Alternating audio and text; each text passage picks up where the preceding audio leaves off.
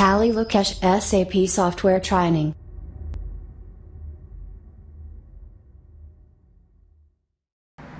Hello guys, good morning. So Tally Lokesh YouTube ఛానల్కి స్వాగతం. So మీరు ఎస్ఏపి ఎఫ్ఐసిఓలో వర్క్ చేస్తున్నప్పుడు సడన్గా ఇలా the data is locked by user and can be displayed only. Do you want to display locked data? ఈయన option ఎప్పుడు వస్తుంది sir అంటే, మీరు ఎస్ఏపి సర్వర్లో వర్క్ చేస్తున్నప్పుడు చాలామంది ఇదే టైంలో వర్క్ చేస్తూ ఉంటారు. అలాంటి సమయంలో ఓవర్లోడ్ ఎక్కువ అయినప్పుడు ఈ విధంగా డేటా అనేది లాక్ పడుతుంది.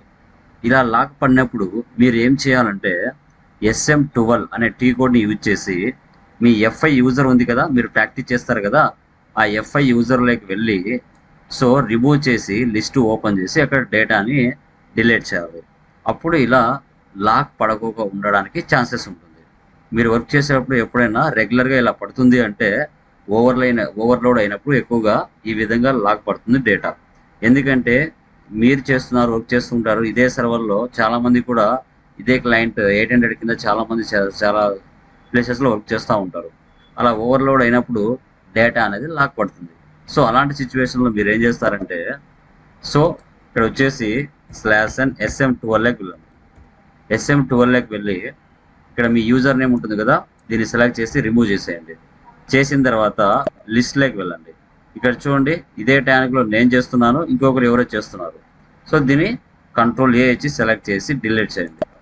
అప్పుడు మీకు డేటా లాక్ అనేది వెళ్ళిపోతుంది. ఓకే, డేటా లాక్ అయినప్పుడు మీరు ఏం చేయాలంటే SM12లోకి వెళ్ళి ఈ డేటాని డిలీట్ చేయాలి. తర్వాత మళ్ళీ ఒకసారి రీఫ్రెష్ చేసుకోవాలి.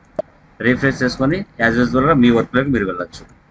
ఓకే, సో డేటా లాక్ పడినప్పుడు మీరు ఆ విధంగా ఉపయోగించుకోండి. ఓకేనా? ఎప్పుడైనా కానీ మళ్ళీ రిపీట్ అయిందంటే డేటా లాక్ అని మీరు ఆ పని చేయాలి. ఓకేనా? Thank you. సో మన వీడియో నచ్చినట్లయితే లైక్ చేయండి, షేర్ చేయండి, అదేవిధంగా కామెంట్స్ పెట్టండి.